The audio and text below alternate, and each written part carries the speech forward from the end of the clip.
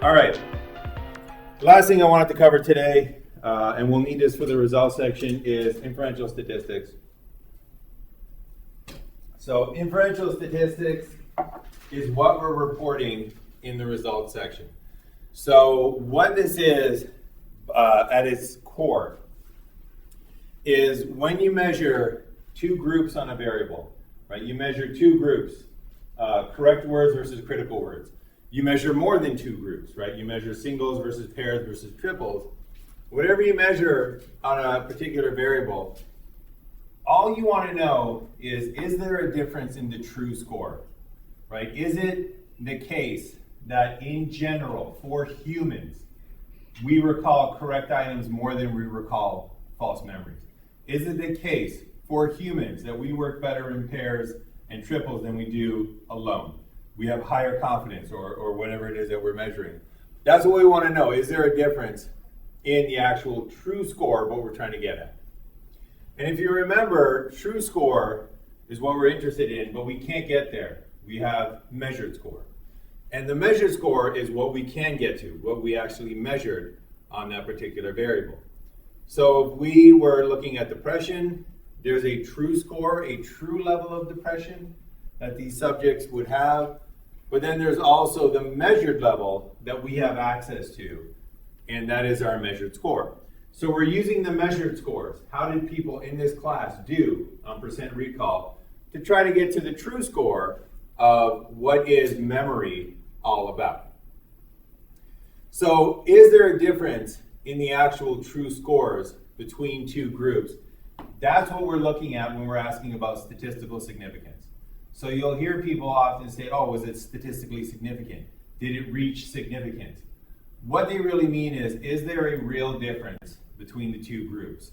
Not a chance difference, not just a difference on their measured scores, but is there a real difference between the true scores on this particular variable? So is there a difference between the true scores, and how can we tell when you only have access to the measured scores? That's what inferential statistics does for us. It allows us to take a look at the measured scores and say something about the actual true scores. It allows us to take a look at the numbers that we have and say something about the actual truth of the matter. How does memory work? Not just for these individuals that we have in our experiment, but how does memory work for real? What is the actual true case of how memory operates? So once more, let's go back to the basketball example, because this is again what inferential statistics really does.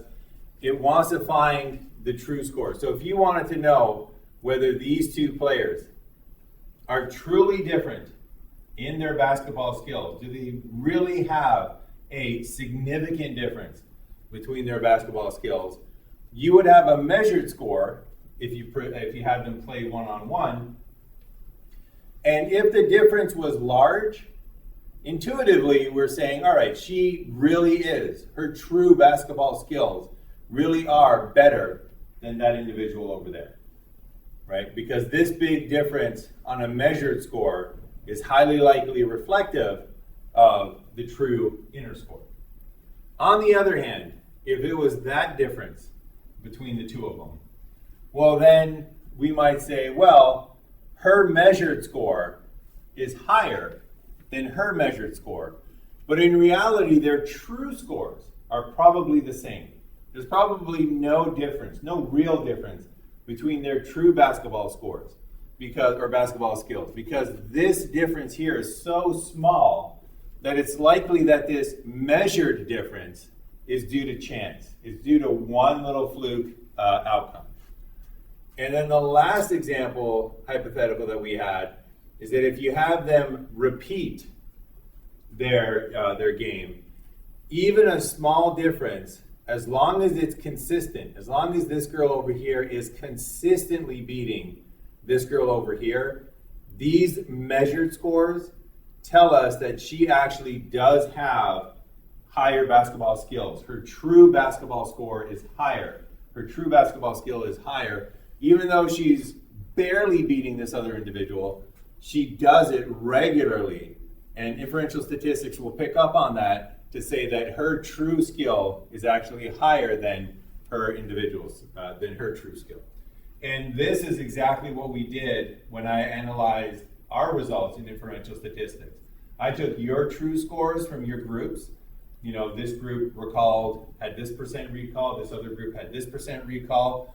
And I took a look at the size of the differences, and I took a look at the consistency of the differences, and putting those two together using statistical inference, I came up with results that indicated whether your measured results indicated true differences in the psychology of memory.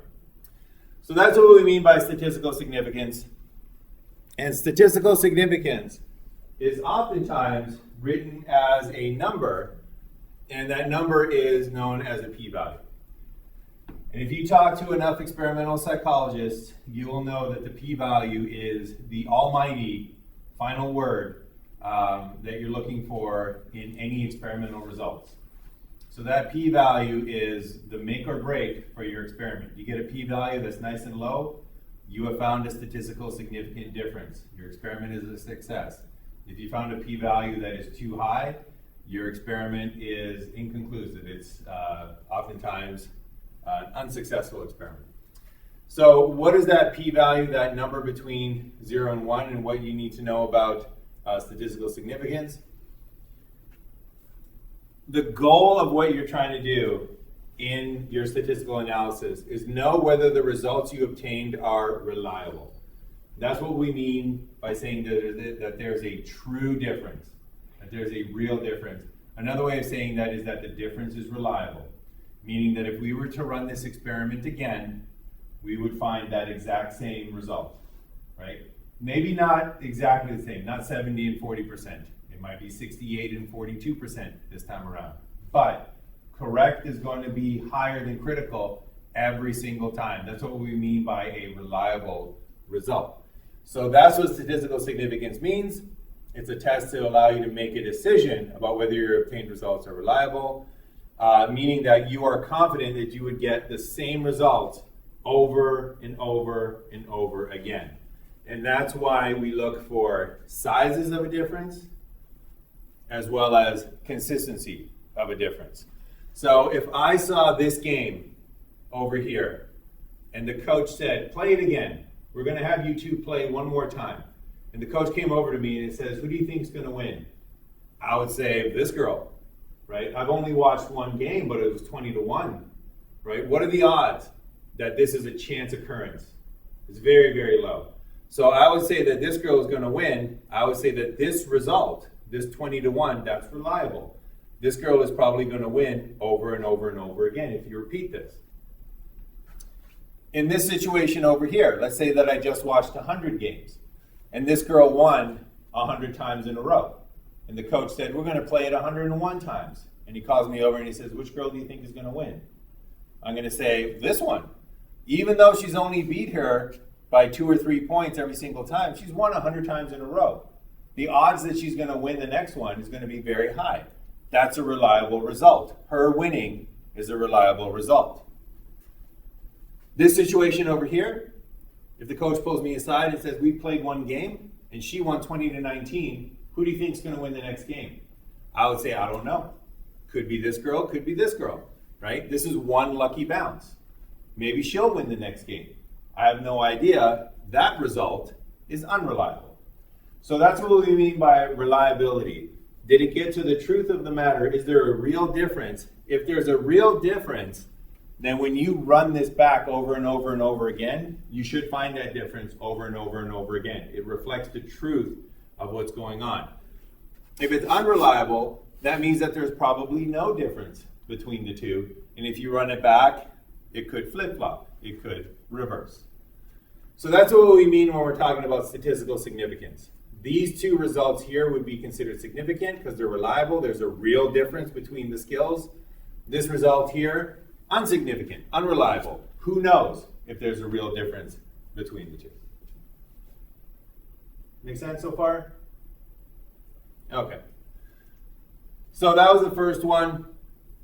Secondly, your alpha level, or the significance level, as it's also called, indicates how confident you need to be in order to make the decision, right? So it indicates how sure you need to be about the reliability of your findings. And it just is the case in science that you can never be 100% sure. You can never be absolutely positively sure. There's always a chance that any difference that you find is due to a random event. There's always a chance that this difference that you found is due to a fluke result, not an actual real difference. So what we do in psychology is we set a significance level. We set a chance that we're willing to risk. We set a chance where we're saying, this is how much I'm willing to risk being wrong, to say that there is a difference when in fact there is no difference. And usually it's a 0.05 significance level or a 5% significance level. So what we're saying is that we will set a level where as long as we're 95% sure that there's a real difference, we're going to conclude that the findings are reliable, that there is a real difference. But it has to reach 95% before we're willing to say, yup, this is an actual real difference here. So when I say that there was a significant difference between correct and critical results, what I'm saying is that I am 95% sure that this is real, that this is an actual real difference. I'm 95% sure that this is not due to chance. It's not due to a random event. The thing to remember, though, is that you got that 5% chance you could be wrong. And that's why sometimes when you run an experiment again, in the literature, you'll find that people disagree. So that 5% significance level, that's what we're looking for. And the p-value is how confident you are. Basically, the p-value is what level did you get. So the 5% significance level, that's our line in the sand. That's the level of, that's the maximum probability that we're willing to entertain in terms of how wrong we are. The p-value that we get is the probability of how wrong we are. So just to put that another way, I'm saying that I'm willing to entertain a 5% chance that I'm wrong. That's what an alpha level of 0.05 means. I'm willing to entertain a 5% chance that I'm wrong. If my p-value is less than 5%, that statistic's telling me that you are less than 5% probability of being wrong. If my p-value is over 5%, that statistic's telling me you have a greater than 5% chance of being wrong. So 5% is my line in the sand. If my p-value comes in under 5%, then I'm willing to take that risk. If my p-value comes over 5%, I'm not willing to take that risk. And I'm not going to say that there's a difference. And that's inferential statistics in a nutshell. That's why you'll hear psychologists talking about their p-value, and they'll literally have conversations like, oh, I just ran the stats, on my experiment. And they'll be like, well, what was your p-value? And it's like, well, my p-value was 3%. They're like, oh my gosh, congratulations, well done, p-value of 3%. Excellent. And then somebody else would be like, oh yeah, I ran my stats. It's like, well, what about your p-value? Well, my p-value was 15%. Oh, well, maybe try some more subjects, run it a different way, change up your measure. Sorry to hear that. That's what they're talking about. That p-value just says, how likely is it that you're going to be wrong? And typically, we're only willing to be 5% wrong. Right? We're only willing that 5% chance of being incorrect. So, for example, back to the basketball situation. When I take a look at this result here, right, there is a probability, and you're going to have to just kind of use your mental imagination here. There's a probability that this girl over here got 10 lucky shots in a row, right? So it could have been that she got the ball, and she panicked, and she just threw it up in the air. And lo and behold, it went into the basket, right? There's a certain chance that could have occurred. So now it's 2-0. So she gets the ball again. And once again, she doesn't know what to do with it. She just throws it up in another direction, and it goes off the scoreboard and goes into the basket. 4-0, right? That could have happened 10 times, right? She could have gotten 10 incredibly lucky bounces. 20-1 would have been the final result. Highly unlikely that she would have gotten those 10 lucky bounces. So if we ran the stats on this, the probability that this difference was due to chance, that was due to fluke results, would probably be, what is this? That's 1%, that's a tenth, that's 100th, 1,000th of 1%. And that's being very generous, right? So that if I say to this coach, this girl is a better basketball player, I got a 1 in 100,000 chance of being wrong, right? I have a 1 in 100,000 chance that she just got lucky, 10 shots in a row. And I would be willing to take that risk. I would be willing to say, you know what, there's a 1 in 100,000 possibility that I'm wrong about this. That possibility is low enough for me to say, yes, she has the better basketball skills. You take a look at this situation over here. It could be that they have equal skills, in which case whoever wins here will be a coin flip, right? If they have equal skills, she's going to win half of the time, and she's going to win half of the time. So this individual wins once. The chances that she will win once is 50% if their skills are the same. So I would not at that point be willing to say, yeah, she's got better skills. What about 2 times in a row? Well, the chances of her winning twice is like flipping 2 heads, right? It's a 1 in 4 chance, it's 25%. What about 3 times in a row? Well, that's like flipping 3 heads in a row. That's an 8%, no, that's a 12% chance. So the probability of her winning 3 times in a row just by fluke, just by chance, is at 12.5%. Still not low enough. What about 4 times in a row? That takes it down to 6.25%. Still not low enough. What about 5 times in a row? Now we're finally below that 5% threshold. And if she played 20 times in a row, I think that's what I used, that's the probability of her winning 20 times in a row if their skills are equal. That's the probability of her winning 20 times in a row, basically on a coin flip. That's the probability that I would be wrong looking at these measured scores and saying that, yes, she is the better basketball player. That's less than 5%. I'm willing to take that risk. What about here? 20 to 19. Either she's the better basketball player or this was a chance occurrence. And because it's so close, the probability that you could get this result when their skills were the same is about 49%, right? This is basically a coin flip here. So the probability that she's the better basketball player is 49% right now. The probability that they're equal in their basketball abilities is 49%. That's way too high. That's way too high for me to say that there's a difference. So I will not be willing here, because this is way higher than 5%, I would not be willing to say that this difference indicates a real better basketball player here. I would say that those two have equal basketball skills, and this result is likely due to chance. And the reason for that is because the probability of it being due just to chance is higher than 5%. The probability of this result being due just to chance, way lower than 5%. So I'm willing to say that this indicates a real difference, she's better. Where I'm not willing to say that this indicates a real difference, she's better right there. All right, so that's the essence of statistical inference. Any questions on that so far? I know it's kind of like a lot to take in. Hopefully it'll all start making sense once we get into the actual writing of it. And then the third thing is for statistical significance that your textbook wanted you to know was that you're more likely to obtain a significant result when you have a large sample size. And that's one of the reasons why sample sizes, psychologists always want more subjects.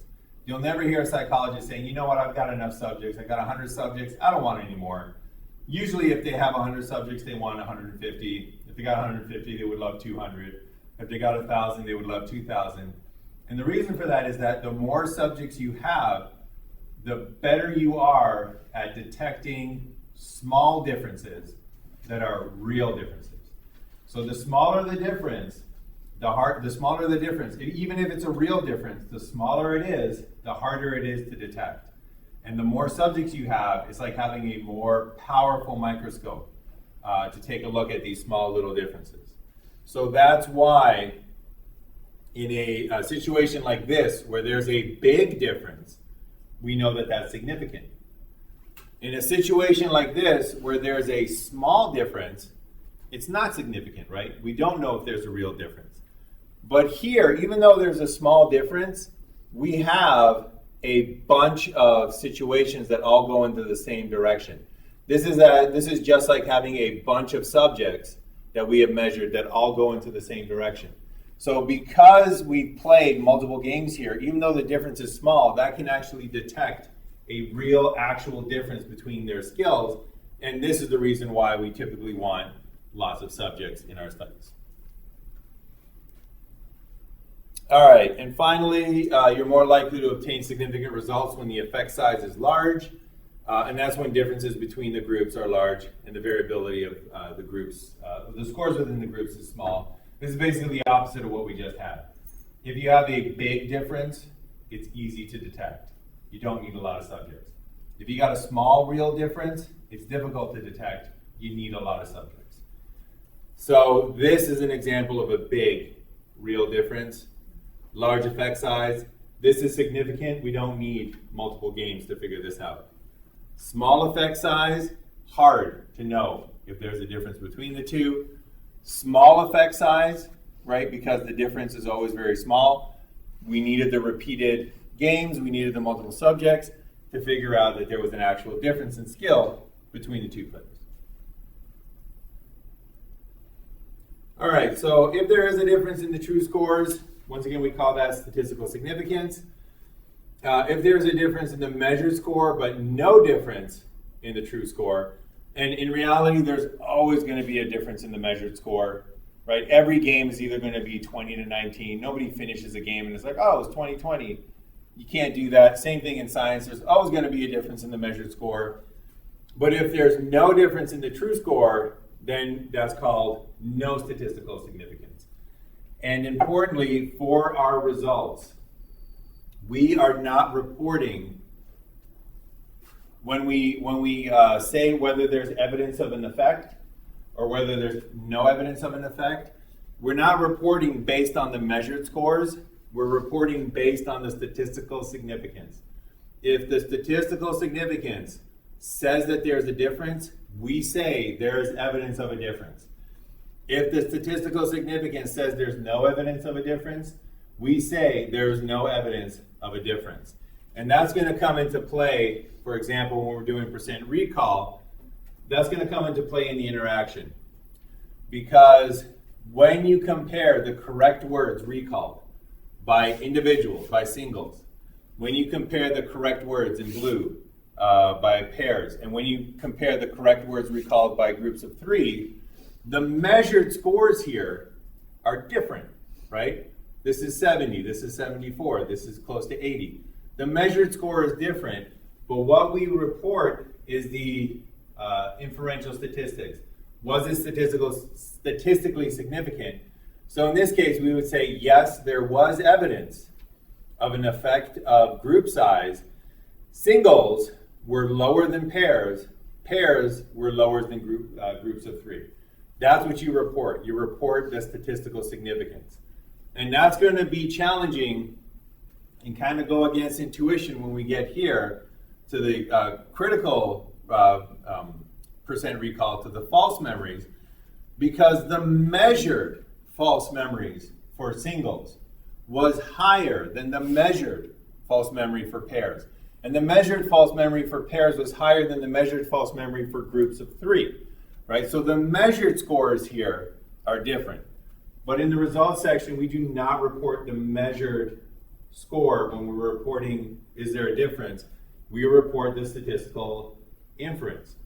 And when I looked at the statistics, even though there is a measured difference between these two, the statistical test said the difference isn't big enough and it's not regular enough, it's not consistent enough. So there is no evidence of a difference between the percent recall for false words for singles, pairs, or groups of three. So when we write this up in the results section, we will say there is no evidence of an effective group size on false memories. Singles recalled just as many, or had percent recall the same as pairs. Pairs had the percent recall the same as groups of 3.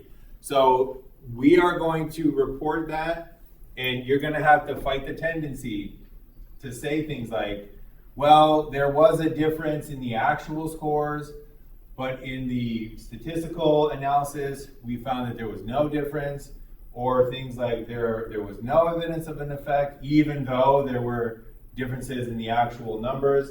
That's all confusing. That's like going to a child and saying, this porridge was too hot, even though for a bear it would have been fine, and that's how the Papa Bear likes it, but for Dorothy, for Goldilocks, for her sensitive palate, because of the developmental sequence of a child, her palate was not, no, that's just horrible for a child. They're gone, they're lost. The porridge was too hot. That's fine. Same thing here. Even though the measured difference is there, we're not going to say, oh, there's a measured difference, but it's not statistically significant. Keep it simple. No evidence of a difference. Singles recall just as many critical items as pairs, and they recall just as many critical items as groups of 3. We will report the numbers. It'll be there. We're not lying. We're not hiding anything. We're just making it as simple as we possibly can. All right, so that was your primer for the results section. Next time, that was your primer on inferential statistics. Any final questions on any of this that we saw today? All right.